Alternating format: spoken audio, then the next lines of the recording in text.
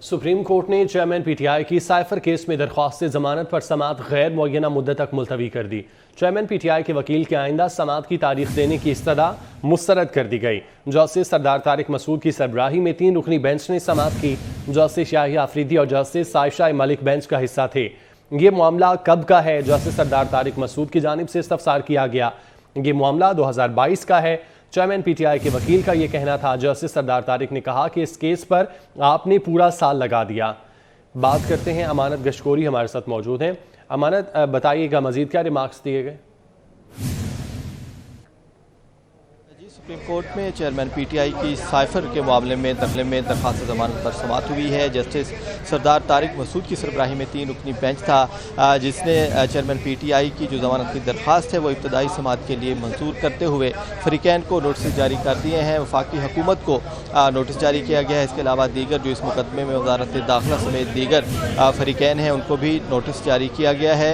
Case की समाअत का आगाज़ हुआ तो चेयरमैन पीटीआई के वकील सलमान सफदर ने यह मौक़िफ़ अपनाया कि साइफर के मामले पर सियासी मुकदमा कायम किया गया है और ऐसी दफ़ात उसमें शामिल की गई हैं जो बनती भी नहीं थी। जासूसी की जो दफ़ात हैं वो भी इसमें लगाई गई हैं, जिस पर अदालत की जानिब से ये इस्तफसार किया गया कि क्या साइफर को डिक्लासीफाई किए करने से पहले उसका जो मतन है वो पब्लिक किया जा सकता है। जिस पर सलमान सफदर का ये कहना था कि साइफर को डिक्लासीफाई करने से पहले पब्लिक नहीं किया गया बल्कि नेशनल सिक्योरिटी का जो इजलास था उसके अंदर साइफर को पेश किया गया और सुप्रीम कोर्ट ने तहरीक अदम एतमाद के हवाले से जो आज खुद नोटिस लिया था उसमें भी उस केस में भी साइफर का तज़किरा हुआ था और साइफर के मामले पर जो नेशनल सिक्योरिटी कमेटी की मीटिंग थी उसके मिनट्स भी मंगवाए गए थे। तो तमाम रिकॉर्ड जो है वो सुप्रीम कोर्ट के पास भी मौजूद है। ताहम जस्टिस सरदार तारिक मसूद का ये कहना था कि अगर एक बंदा एक सीक्रेट जो साइफर होता है उसकी कापी हवा में लहराता है तो क्या इसका मतलब अबलाग के अंदर इस चीज़ को लाना या पब्लिक करना नहीं होता? क्या साइफर लहराने से उसका जो मतन था और उसकी जो चीज़ें थी वो पब्लिक के सामने नहीं आई? जिस पर सलमान सफदर जो वकील थे चेयरमैन पीटीआई के उनका ये कहना था कि कोई किसी भी मुल्क को साइफर से नुकसान नहीं पहुंचा। जो इल्ज़ामात लगाए गए हैं उसमें ये भी कहा गया है कि दूसरे जो ममालिक हैं उन्होंने फ़ायदा उठाया और पाकिस्तान की जो सिक्योरिटी जो हमारा एक ट्रस्ट था कौम का वो एतमाद टूटा है। ताहम इस तरह की कोई बात नहीं हुई। जिस पर जैसे जाजा अफरीदी का ये कहना था कि अभी हम मेरिट्स पर बात नहीं कर रहे, अभी हम सिर्फ जो बुनियादी चीज़ें हैं वो आपसे पूछ रहे हैं। जैसे सरदार तारिक मसूद का ये कहना था कि हम अभी इस केस में सिर्फ नोटिस करेंगे और उसके बाद जो मुकदमे की जो तफसीलात हैं उसको देखेंगे। जबकि केस के इख्तिताम पर चेयरमैन पीटीआई के वकील ने इस्तदा की कि आइंदा की जो तारीख है वो दी जाए, जो सुप्रीम कोर्ट ने मुस्तरद कर दी इस्तदा। और जस्टिस सरदार तारिक मसूद का कहना था कि ये केस कोई खसूसी नहीं है, इस केस को खसूसी ना बनाया जाए बल्कि ये रजिस्ट्रार ऑफिस जो है वो केस जल्द समाअत के लिए मुकर्रर कर देगा। तो सुप्रीम कोर्ट ने फरीकैन को नोटिस जारी करते हुए समाअत गैर मुअय्यना मुद्दत के लिए मुलतवी कर दी है। समाअत गैर मुअय्यना मुद्दत के लिए मुलतवी की गई है। अमानत, बहुत शुक्रिया आपका।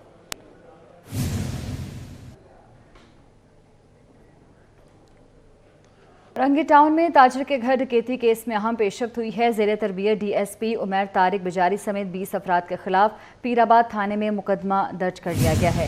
एसएसपी साउथ इमरान कुरैशी को भी ओहदे से हटा दिया गया है। मुद्दई का कहना है कि मुलजिम मुझे और मेरे भाई को रकम के हमरा मुंह पर कपड़ा डालकर ले गए थे।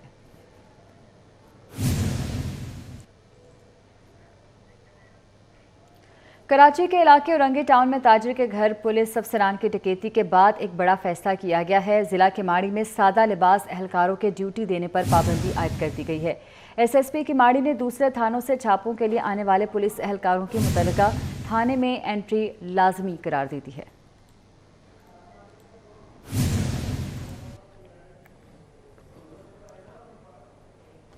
काबीना ने दफ़ा 144 7 रोज़ तक लगाने का अख्तियार जिला के डीसी को दे दिया है। एडिशनल चीफ सेक्रेटरी होम 2 माह तक सूबे में दफ़ा 144 लगा सकेंगे। 2 माह से ऊपर दफ़ा 144 लगाने की मंजूरी काबीना देगी। काबीना ने दफ़ा 144 7 रोज़ के लिए लगाने का इख्तियार अजला के डीसी को दिया है। एडिशनल चीफ सेक्रेटरी होम 2 माह तक सूबे में दफ़ा 144 लगा सकेंगे।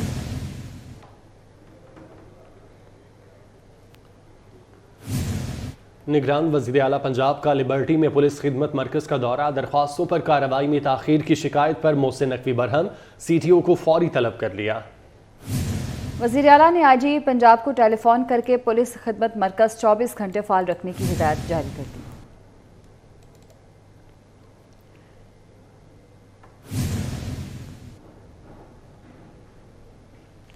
باغوں کے شہر پر چھائے آلودگی کے بادل، لاہور اپنی پہچان کھونے لگا۔ فضائی آلودگی کے اعتبار سے لاہور دنیا میں پہلے نمبر پر آ گیا۔ ماہرین نے آئندہ ہفتے تک لاہور میں فضائی آلودگی کی شرح اسی طرح برقرار رہنے کا خدشہ ظاہر کر دیا۔ تفصیلات بتا رہی ہیں کومل اسلم۔ لاہور میں فضائی آلودگی کے حوالے سے بات کی جائے تو لاہور کو برے طریقے سے فضائی آلودگی نے اپنے نرگے میں لے لیا ہے۔ ایک کی مجموعی شرح پاکستان کے شہر لاہور 352 کے ساتھ آلودہ ترین دنیا بھر میں قرار دیا گیا ہے۔ لاہور کے مختلف علاقوں کے حوالے سے بات کی جائے تو فیز 8 DH میں ایئر کوالٹی انڈیکس کی مجموعی شرح جو ہے وہ 420 تک جا پہنچے۔ اسی طرح فدا حسین میں 375 ہے اور مال روڈ کی طرف 322 AQI کی مجموعی شرح جو ہے وہ ریکارڈ کی جا رہی ہے۔ لاہور کے باسی بارش کا بے صبری سے انتظار کر رہے ہیں کیونکہ جہاں پر بارش برسنے کے بعد لاہور کا موسم مزید تبدیل ہوگا، سردی جوبن دکھائے گی، وہیں دوسری جانب جو ہے وہ فضائی آلودگی سے بھی لاہور شہر کے باسیوں کو چھٹکارا ملے گا۔ محکمہ موسمیات کی جانب سے تاحال بارشوں سے متعلق تو کوئی امکانات ظاہر نہیں کیے جا رہے، لہٰذا یہ ضرور بتایا جا رہا ہے کہ ہفتہ اور اتوار کے روز شہر لاہور کے افق پر بادلوں کا بسیرا ہوگا، جس کے بعد جو ہے وہ موسم میں تبدیلی کوئی خاصی تو دیکھنے میں نظر نہیں آئے گی، لیکن سردی میں تھوڑی سی شدت میں ہم لوگ جو ہے وہ اضافہ دیکھیں گے۔ لاہور کے درجہ حرارت کے حوالے سے بات کریں تو اس وقت سورج نے بھی کرنیں بکھیری ہوئی ہیں، آسمان جو ہے وہ بھی کافی زیادہ جو ہے وہ ہوائیں بھی چل رہی ہیں اور آسمان بھی تھوڑا سا جو فضائی آلودگی ہے اس کے نرگے میں دیکھنے میں نظر ہے۔ تو ملے جلے موسم کا رجحان ہے، ٹیمپریچر 22 ڈگری سینٹی ریکارڈ کیا گیا ہے اور آئندہ 24 گھنٹوں کے دوران لاہور شہر میں کم سے کم درجہ حرارت جو ہے وہ 12 اور زیادہ سے زیادہ 26 ڈگری تک جانے کے حوالے سے امکانات جو ظاہر کیے جانے ہیں۔ جیسے جیسے جو ہے وہ دن کا آغاز ہو رہا ہے، ٹریفک کی روانی جو ہے وہ کافی زیادہ تیزی سے دیکھنے میں نظر آ رہی ہے، اسی طریقے سے لاہور میں فضائی آلودگی میں بھی شرح میں اضافہ دیکھا جا رہا ہے۔ تو لاہور کے باسیوں کو دوران سفر جو ہے وہ ماسک استعمال کرنے اور گلاسز کا استعمال کرنے کی ہدایات بار بار جاری کی جا رہی ہے تاکہ لاہور کے باسی اپنی صحت کا خیال رکھ سکیں۔ کومل، بہت شکریہ آپ کا۔ اپڈیٹ کریں گے آپ کو۔ D S P Umair Tariq Bajari کی پرائیویٹ پارٹی کے حوالے سے اہم انکشافات سامنے آ گئے ہیں۔ ملزم عمیر طارق بجاری نے اپنی پرائیویٹ پارٹی میں کرمنل ریکارڈ کے حامل اور پولیس کے ڈسمس اہلکاروں کو رکھا ہوا ہے۔ عمیر طارق بجاری کی پرائیویٹ پارٹی غیر قانونی چھاپوں، ڈکیتی، اغوا اور بھتہ خوری میں بھی ملوث ہے۔ شاہزیب حسین ہمارے ساتھ ہیں۔ شاہزیب، بتائیے گا اس حوالے سے مزید تفصیلات۔ جی بالکل، دیکھیں کراچی پولیس کے ڈاکو D S P Umair Tariq Bajari کی پرائیویٹ پارٹی کے حوالے سے اہم انکشافات سامنے آئے ہیں۔ بتایا جاتا ہے کہ عمیر طارق بجاری اپنی پرائیویٹ پارٹی میں کرمنل ریکارڈ کے حامل اور پولیس کے ڈسمس اہلکاروں کو رکھا ہوا تھا۔ عمیر طارق بجاری کی پرائیویٹ پارٹی غیر قانونی چھاپوں، ڈکیتی، شارٹ ٹرم کڈنیپنگ اور بھتہ خوری میں ملوث پائی گئی ہے۔ اسی طریقے سے کراچی کے ڈسٹرکٹ ساؤتھ میں پرائیویٹ پارٹیوں میں جس طریقے سے دیکھا جاتا ہے کہ گیسٹ ہاؤس میں جو پارٹیاں چلتی ہیں اس میں بھی جو ہے ملوث پائے گئے ہیں۔ عمیر طارق بجاری کی پرائیویٹ پارٹی میں جو افراد ہیں اس میں منشیات فروش وقاص اور دانش تنولی اور اسی طریقے سے ڈسمس اہلکار سید وقار شاہ اور دیگر بھی جو ہے شامل بتائے جاتے ہیں۔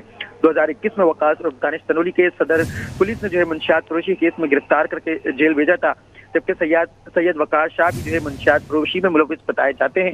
اسپیشل برانچ کی رپورٹس پر محکمہ پولیس سے ڈسمس کیا گیا تھا۔ عمیر طارق بجاری کے جو پرائیویٹ پارٹی ہے اس میں 15 سے 20 سادہ لباس پولیس اہلکاروں پر مشتمل ہے۔ جب کراچی کے علاقے اورنگی ٹاؤن کے ایک تاجر کے گھر میں جب یہ ڈکیتی کی واردات ہوئی تو اس کے بعد جو ہے حقائق سے پردہ اٹھا کہ اس ڈکیتی کی واردات میں کراچی پولیس کا انڈر ٹریننگ ڈی ایس پی ملوث پایا گیا۔ جی ٹھیک ہے، بہت شکریہ۔ اسرائیل اور حماس کے درمیان عارضی جنگ بندی معاہدے کا اعلان کیا جا چکا ہے۔ اسرائیل اور حماس کے درمیان ہونے والی عارضی جنگ بندی کے معاہدے کی تفصیلات بھی سامنے آ چکی ہیں۔ قطری وزارت خارجہ کے مطابق اسرائیل اور حماس کے درمیان عارضی جنگ بندی معاہدہ انسانی بنیادوں پر ہوا، جس کے تحت امدادی سامان غزہ لے جانے کی اجازت ہوگی۔ قطری وزارت خارجہ کی جانب سے کہا گیا کہ امدادی سامان میں ایندھن کی ترسیل بھی شامل ہے۔ پہلے مرحلے میں قید خواتین اور بچوں کی رہائی کا تبادلہ ہوگا۔ اسرائیلی کابینہ نے یرغمالیوں کی رہائی کے بدلے جنگ میں وقفے کی منظوری دی تھی۔ الجزیرہ کے مطابق حماس کی قید میں 50 خواتین اور بچوں کو 4 روز میں رہا کیا جائے گا۔ اس دوران جنگ میں وقفہ ہوگا۔ حماس نے انسانی ہمدردی کی بنیاد پر جنگ بندی کا خیر مقدم کرتے ہوئے کہا کہ عارضی جنگ بندی کے معاہدے کے تحت اسرائیلی جیلوں میں قید 150 فلسطینی خواتین اور بچوں کو رہا کیا جائے گا۔ اسرائیلی وزیر اعظم نیتن یاہو نے کہا معاہدے کا مطلب یہ نہیں کہ جنگ بندی ہو جائے گی۔ یرغمالیوں کی رہائی کا معاہدہ مشکل لیکن درست ہے۔ عرب میڈیا کے مطابق اسرائیل نے وقفے کے بعد حماس کے خلاف جنگ جاری رکھنے کا اعلان کیا ہے۔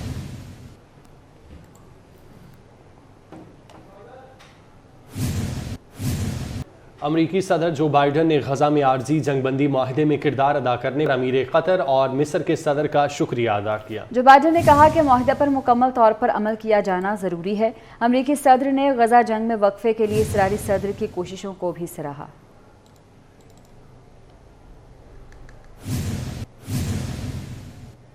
غزہ میں ایک اور اسرائیلی فوجی ہلاک۔ اسرائیلی فوج کے مطابق غزہ میں زمینی آپریشن میں مارے جانے والے فوجیوں کی تعداد 69 ہو گئی۔ 7 اکتوبر سے اب تک مارے جانے والے اسرائیلیوں کی مجموعی تعداد 1200 کے قریب پہنچ چکی ہے۔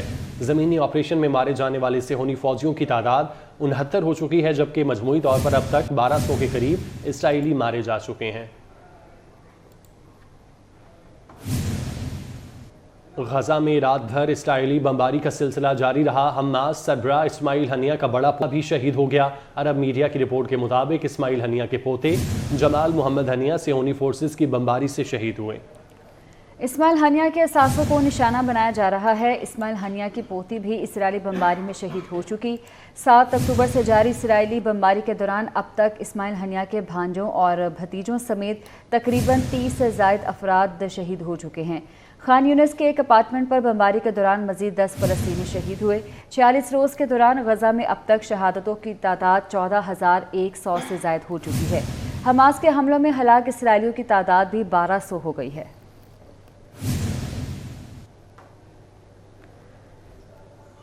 روپے کی قدر میں بہتری کا سلسلہ جاری ہے۔ انٹر بینک میں ڈالر مزید 79 پیسے سستا ہو کر 285 روپے پر آ چکا ہے۔ 5 کاروباری روز میں انٹر بینک میں ڈالر 3 روپے 14 پیسے سستا ہوا ہے۔ آپ کو اپڈیٹ کر رہے ہیں، روپے کی قدر میں بہتری کا سلسلہ جاری ہے۔ انٹر بینک میں ڈالر مزید 79 پیسے سستا ہو کر 285 روپے پر آ چکا ہے۔ کاروباری روز میں انٹر بینک میں ڈالر 3 روپے 14 پیسے سستا ہو چکا ہے۔ انٹر بینک میں ڈالر 79 پیسے سستا ہوا۔ انٹر بینک میں ڈالر 285 روپے پر آ گیا، جبکہ 5 کاروباری روز میں انٹر بینک میں ڈالر 3 روپے 14 پیسے سستا ہوا۔ بات کرتے ہیں اشرف خان سے۔ جی اشرف۔ جی، ملکی معیشت کے لیے اچھی خبر ہے کہ IMF معاہدہ طے ہونے کے بعد سے روپے کی قدر میں بہتری کا سلسلہ جاری ہے۔ آج بھی کاروبار کے دوران انٹر بینک میں ڈالر 89 پیسے سستا ہوا ہے، 285 روپے تک گر گیا ہے۔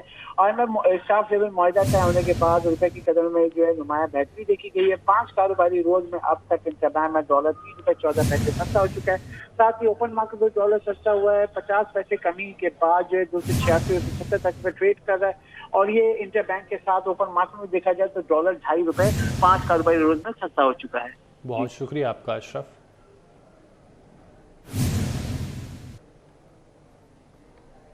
اسٹوڈیو سے فی الوقت اتنا ہے۔ باخبر رہنے کے لیے آپ دیکھتے رہیے 24 نیوز۔